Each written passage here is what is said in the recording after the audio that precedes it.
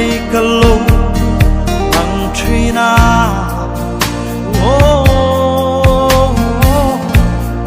at sangin kahlim chi maseria de silo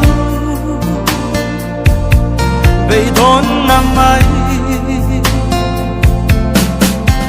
vel par moi nale rupui na chan mai la liswa ka nei ta eng ma reng kang ngai to lo ama ne chuan len du ning hasat na kara o ka raw chong le chi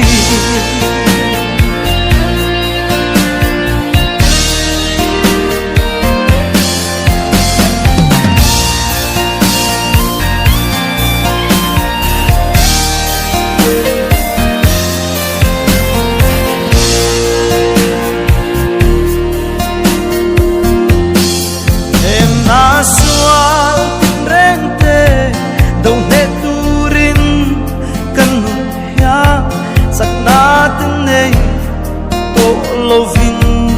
sao mà se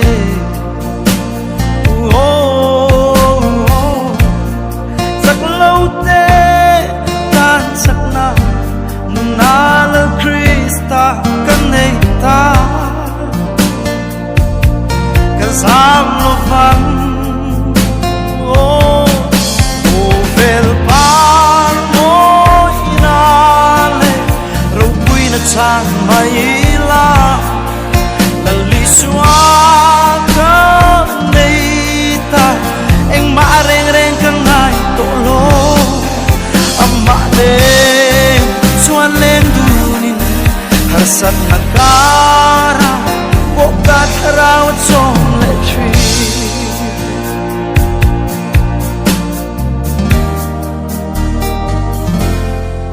em na suang tin reng te dong he turin kan nung hiang sak na tanay to lovin sao mà se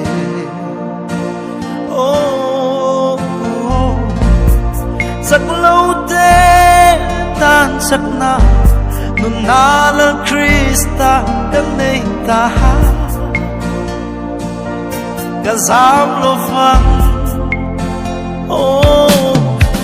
vel par moi na le ro pui na chan mai la